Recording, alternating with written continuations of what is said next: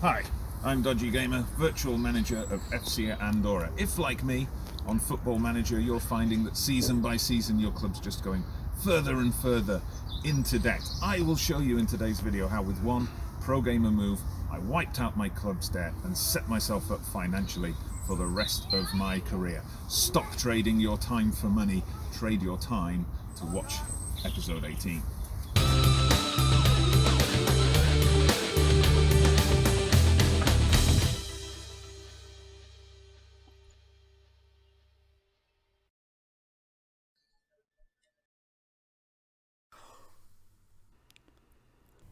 What?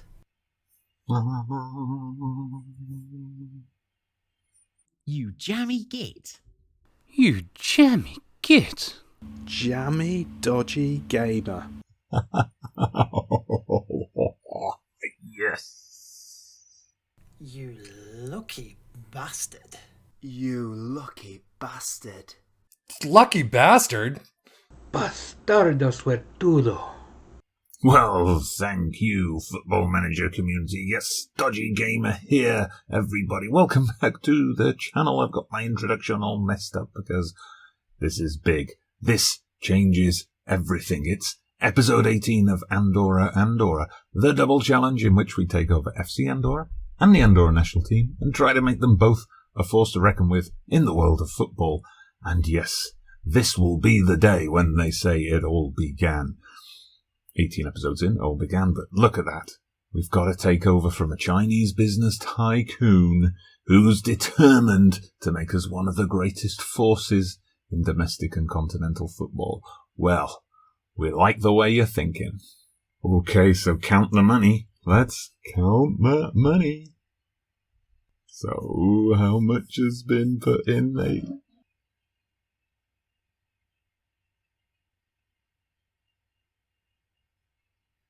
Oh, 2.1 million. Or 2.1 million into the club's coffers. I mean, now this has been going on. We've had a bit of back and forth, as you know. If you've ever had a takeover on FM, we got the messages. There's interest. The interest has cooled. The talks have reopened, and so on. And I'm going to use the magic of editing to show you here. But I did get a message a couple of weeks back, which I shared with people on my Discord. By the way, if you're not on my Discord, check out the link in the description below. You can get little sneak peeks like this in between episodes. But they said 45 million in that news item. 45 million would be invested in the club. Now it says 2.1.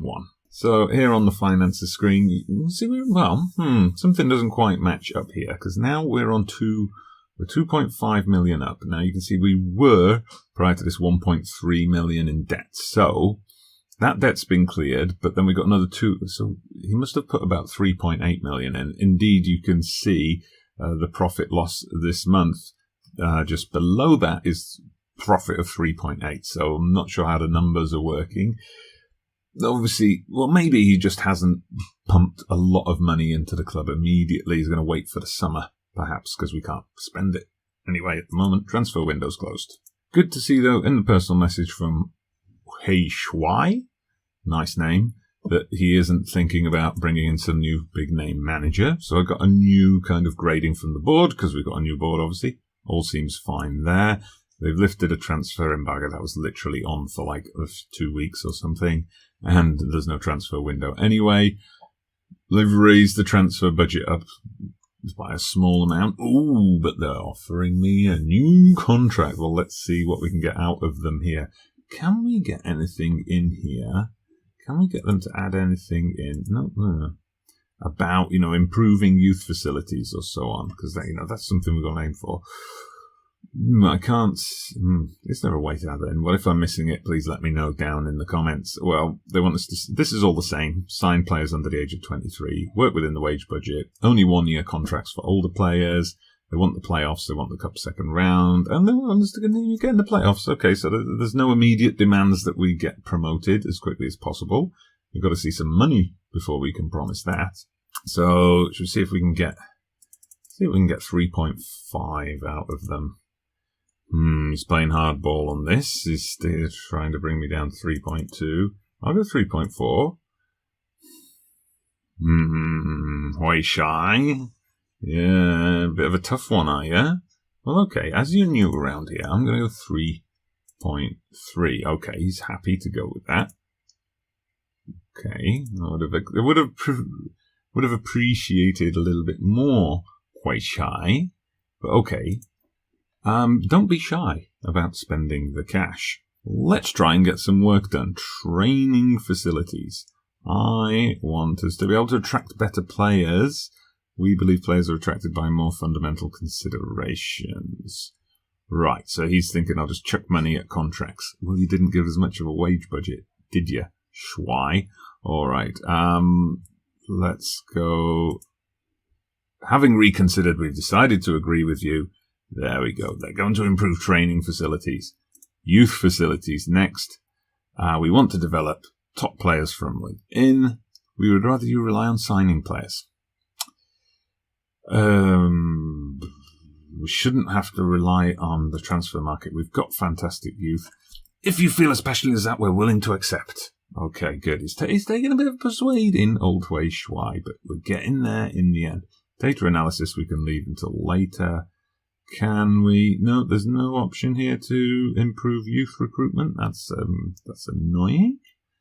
Can we expand the stadium, perhaps? Yes. We haven't been. Have we been selling out every game? I'm not sure. Capitalize on our success. They don't think our fan base is very big. Lack of ambition is disappointing. Okay, I'm not going to threaten to walk out on my job. We don't have any rivals. It's very important. Okay, we're not going to get anywhere with that. All right, so training and youth facilities we've got sorted. Let's have a look. So, they're going to pump £400,000 into improving training facilities and $350,000 into improving the youth facilities. So, okay, we're seeing a bit of benefit from this new investment already. And there we go. Confirmation of my new contract. Just over 2 years to run until the end of the 2022-23 season. All right, and of course the press jump on that straight away. I wasn't actually planning to bring you here for some FC Andorra. I was planning to bring you here for Andorra, as our World Cup qualifiers are getting underway in a few days' time. So that's going to be the focus for the rest of the episode. For now, well, let me know down in the comments below. Do you think this takeover is going to be a big boom for us? I mean, we haven't had much investment yet, but what do you think? Is it coming in June for the summer transfer window? Let me know what you think about the takeover and about the, intro. We tried something a bit different there. Give me a thumbs up, hit that like button if you enjoyed the intro, subscribe to the channel if you haven't done so already, and all that kind of stuff. We're not ending the episode though, don't switch off just yet. We are going to fade to black and be right back for Iceland. And welcome back everybody. Time for the match action for today. It's International World Cup qualifying for the 2022 Qatar World Cup. Here we are away to Iceland. Media are predicting it's going to be an easy win for Iceland. Let's see if we can prove them wrong. So this is the team we're going with, the formation that was getting us points in the Nations League. I know Iceland are much better than the Faroe Islands, but it worked then. We'll just give it a go now. So flat back four, and then we've got two in the centre, keeping it simple, two central midfielders, two wingers in the shape of Perez and Martinez. Zarzana, I'm letting him play as the goal-scoring poacher up front. Fernandez will be the target man. Zarzana is actually a better target man, but he's been getting the goals for an FC Andorra. You'll see the update about that in the next club episode. Bit of a spoiler there, but that's why he's preferred in the poacher role. You may have noticed my choice of right back was a bit unconventional. Servos is actually the backup left back we have at FC Andorra. Unfortunately, I didn't really pay full attention when selecting the squad, and I only chose one fit right back who is suspended for this game, so we're just going to have to make do. Iceland with an interesting formation, 4-3-1-2, so hopefully we'll be able to find some spaces on the wings. But yes, let's go with the pressures off. I said we're underdogs. We'll give the fans. I'm sure there's two of them. Let them see a show. And yeah, we've gone for the old no pressure. Let them relax a bit. Tunnel interview. So, yeah, I trust Servos. They picked up on that. Max Lorera, yeah, he'll be fine for the match. And let's kick things off.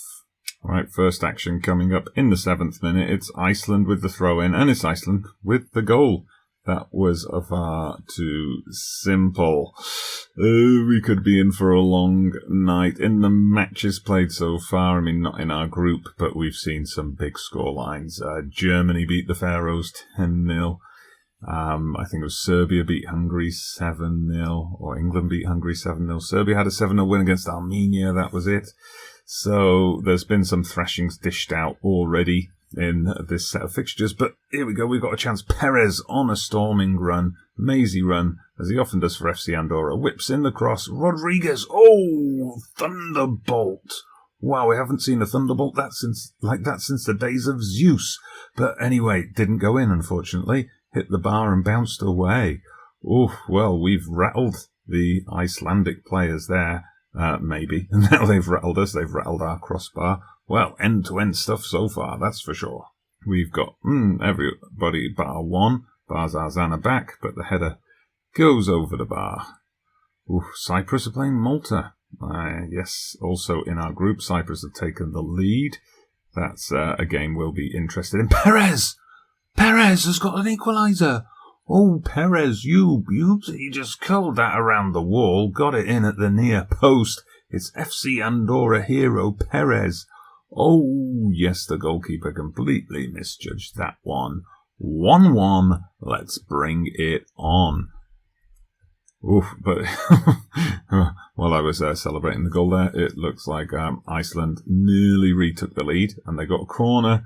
It's headed over. They're getting a lot of corners, I notice, a lot of kind of dead ball situations, but they're not doing a lot with them. I have got to praise my team at this moment in time, which has overwhelmed Martinez. It's like, oh my god, the manager's praising me. Anyway, here we go. It's us with the ball again. Ferre, but it gets charged down, but we've picked it up with Rodriguez. It comes back out to Hernandez. We're kind of facing the wrong way at the moment. All the way back to the keeper, who was getting charged down, but his kick just goes straight to Iceland, who've got a quick break, and it's saved and hooked clear. We got away with that one. Well, we survived to half-time at 1-1, and you've got to look at the stats and say, hey, it hasn't been that bad.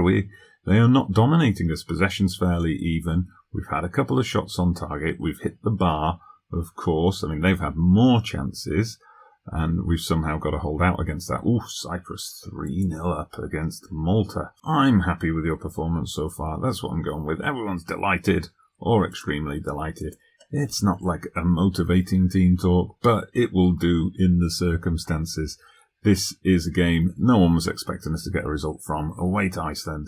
It's a tough match. Not as tough as Italy or Russia, perhaps, but still we're going to do well to get something here. Here comes Martinez. He gets...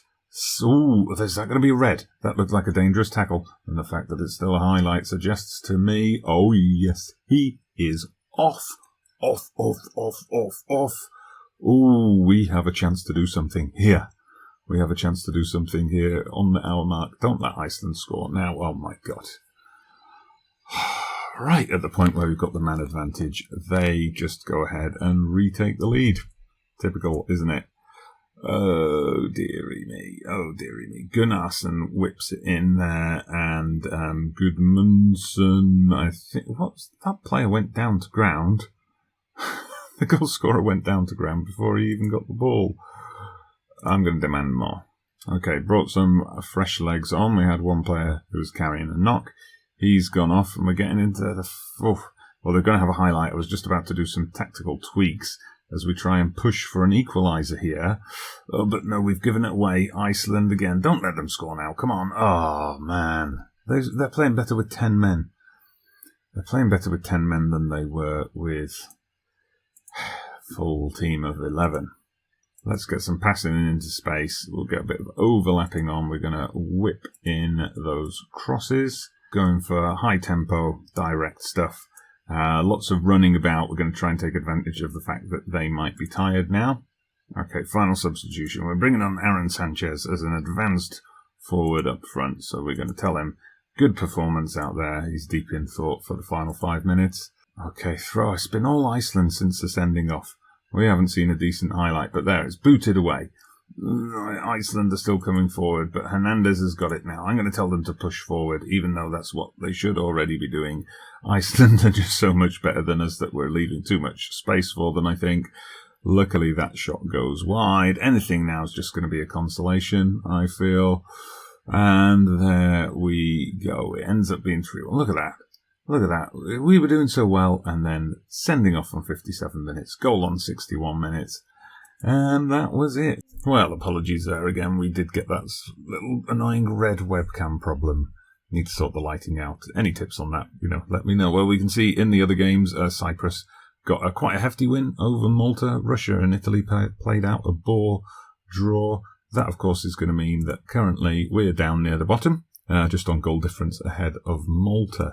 Games coming up. We're playing Russia next. Then we've got Cyprus-Malta. I think I'm going to bring you that Malta game. Should be a win for us, hopefully. Then going into the new season, we're going to have games against Italy, Iceland, Russia, Italy again. So we'll bring you a couple of matches from there, and then wrap it up with Cyprus-Malta. Hopefully we're going to pick some points up. Minimum 5th place. Maybe we can sneak into 4th. Who knows? But today we're going to leave it there for this episode. We'll be back soon with the next episode, returning to FC Andorra to see how our season finishes off there. So please do let me know down in the comments how you think that Tycoon Takeover is going to benefit us, if you think we're going to get more money coming in the summer or not. And please do hit that like button if you've enjoyed today's video. Subscribe to the channel if you haven't done so already. Share and comment, please. Anything to get more viewers and more traction for the channel in there. Always appreciated. But for now, I'm Dodgy Gamer, and I'll see you again soon.